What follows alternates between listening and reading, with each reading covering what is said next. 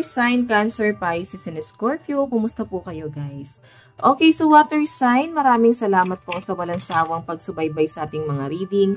And kung kayo ay bago pa lang sa ating channel, mag-subscribe na po kayo guys and i-click mo na rin yung ating notification bell para lagi po kayo guys updated sa ating mga bagong upload.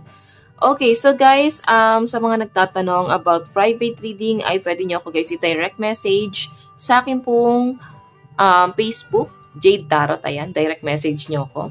And sa mga naghahanap naman ng collective and Fika card, ay na-upload natin yan sa kabila nating channel sa The Lovers. Meron din tayong pangatlong channel pero wala pa akong naiisip na pwedeng i-content doon. So I think love advice or pinag-uusapan na namin guys ng mga kaibigan ko na kung pwede ay yung para bang isabuhay natin yung mga love story ng mga client. Pwede. Diba? Mag-i-email kayo sa akin ng love reading nyo. Love reading. Kwento nyo, love story. Then, pwede namin isabuhay. Napag-usap-usapan na namin yan, guys. Pero hindi pa namin, guys, nasa-settle kasi hindi pa nga ma-monetize yung kabilang channel. Monetize na natin, guys. Panoorin nyo naman para ma-monetize na yung third channel ko pala.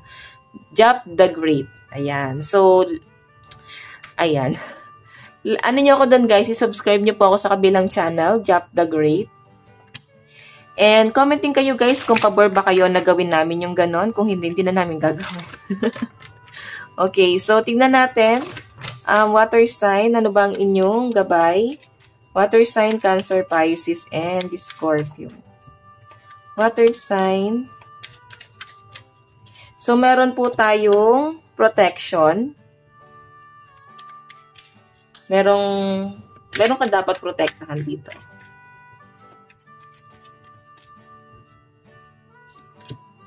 Meron tayong kindship. Okay. So, water sign ang sinasabi dito, yung pagiging impatient mo, kailangan habaan mo. Sa pinapakita sa akin kasi dito, kailangan mong protektahan or yung pagiging, minsan hindi tayo aware sa personality na naipapakita natin sa ibang tao na parang, kilala kasi ang mga water sign sa pagiging insensitive talaga guys. Pero sobra naman kayo sa pagiging sensitive. Diba? So, water sign, I think ito yung kailangan mong aralin. Kung paano mo i-approach yung mga tao sa paligid mo. Okay? Kasi nga, medyo insensitive. Okay? So, protection, ang nakalagay dito kasi, minus threaten and boundaries, aura. So, kung paano ka tignan ng mga tao, dapat lagi ka nagsiset ng boundaries. Dapat aware ka kung may mga nasasaktan ka para maiwasan mo, no? Na may mga nagagalit sa'yo. Okay? So, or pwede meron kang iiwasan daw na tao ngayon. Kindship, teamwork, connection, sharing, and supporting. Diba? Yan ang kailangan nyo, guys. Kung dito sa grupo na to, puro kayo magkakaibigan, ang kailangan, guys, ay teamwork. Kung meron ka ibibigay sa isa, dapat lahat bibigyan mo para hindi nagkakaroon ng inggitan. Or dapat walang favoritism. Or kung BFF mo naman yun, why not? Pero kung makikita mo, kailangan balance ka dito eh. Kasi yun yung pinakita mo sa kanila na dapat nilang tignan sa'yo. Okay? Ikaw ang bumuunan sa kanila. Sa ibang tao sa paligid mo. May nakikita ko rito guys na I think magaling kang leader. Okay? Magaling kang leader kasi mapagbigay ka talaga. Sobra-sobra sa pagbibigay ang mga water sign. Then, or pwede ito yung person na kadil mo. Hidden. May nakikita ko mga bagay-bagay dito na tinatago or maaaring itatago mo or hindi mo na dapat pang sabihin. Or wag na masyadong punahin pa yung ibang tao. Okay, wag na natin punahin yung mga yan. Tignan natin water signs. Ang lucky number mo is 8, 5, and 13. Tignan natin. Ano pang inyong additional message? Water sign, Cancer, Pisces, and Scorpio.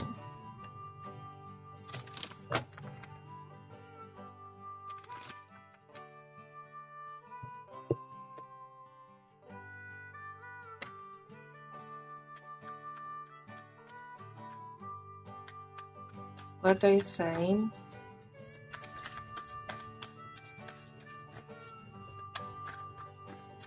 So, meron tayong renewal.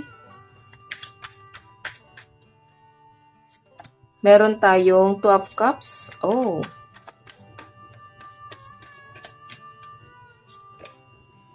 Okay.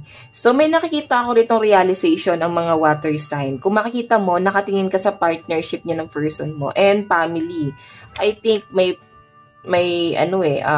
continuation, parang ganun. Kung meron kang family before at nagkaroon lang ng paghiwalay sa inyong dalawa, I think may settlement na magaganap dito.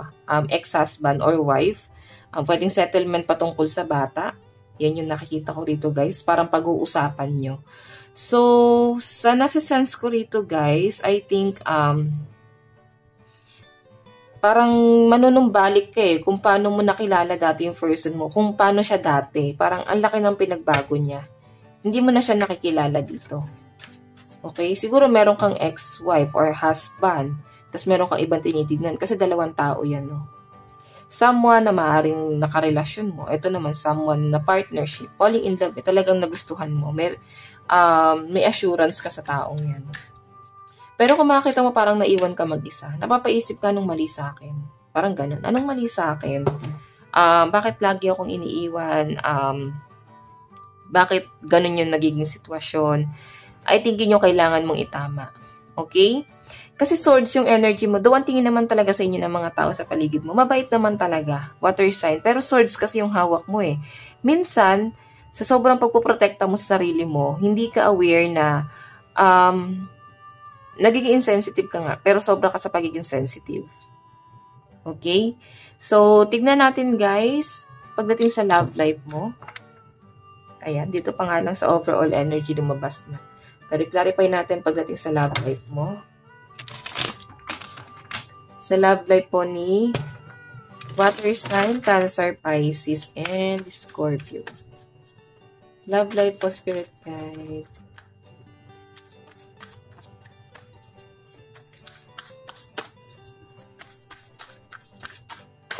Water sign, meron tayong Two of Pentacles. Meron tayong Ten of Swords. Oops. Ang dami. Meron tayong King of Pentacles, love life pa ni water sign. Meron tayong The Empress. Naku, naninimbang ka. May nakikita akong dalawang tao na involved sa buhay mo. Okay, so may nakikita ako dito water sign.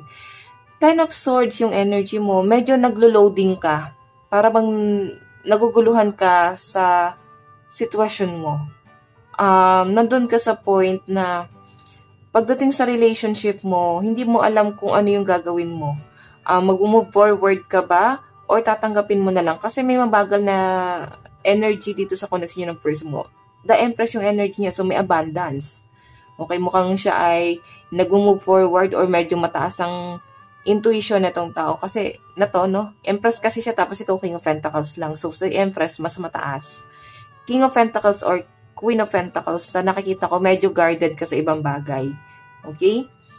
Ten of Swords, kung naman itong paninimbang na to guys, I think, meron kang inaaral pagdating sa pera mo, water sign. Yun yung tinitignan mo dito, yung kaperahan mo. Okay? I think ito yung nagbabalance ngayon sa inyo ng person mo. Kasi siya okay eh. May nakita kong pwedeng ma-provide na itong taong to sa buhay niya. Pero ikaw, nakikita ko sa'yo, ito kasi guys, pagbabudget, marami ka pang obligasyon, hayan, marami pang lalapit sa'yo. And nandun ka na nga sa point na nahihirapan ka na minsan. Pero, tanongin mo yung sarili mo kung ano na ba yung nasimulan mo. Hindi kasi guys, balance eh. Maaaring may mataas ang pangarap nitong person mo, tapos ikaw, may iba kang obligasyon, tapos wala ka nasisimulan. Hindi mo na pagtutunan ng pansin yung pangarap niyong dalawa, kundi nakikita mo na lang na siya na lang pala yung parang nagtataguyod sa inyong dalawa. O pwedeng baliktarin mo yung sitwasyon. Pwedeng ikaw na lang pala yung nagtataguyod dito. Tapos siya, hindi mo nakita na nakikipagtulungan sa'yo. Okay? So, tignan natin water sign. Pwedeng baliktarin mo yung sitwasyon, no? Love advice. Meron tayong romantic feelings. May potential eh. Kasi kahit paano tinitignan ka pa rin itong taong to.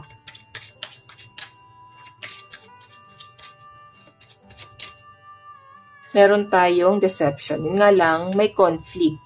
Hindi ko siya guys nakita na totally na parang nagkaroon talaga ng third party. May conflict siya. I know someone is wearing a false mask, self-mask in this relationship. Kumbaga, may nagpanggap. Okay?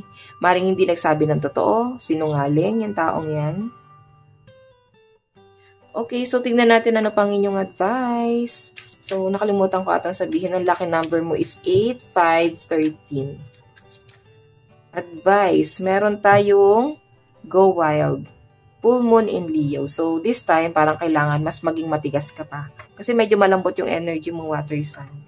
Kailangan mas maging matapang ka pa. Okay, magkaroon ka ng power.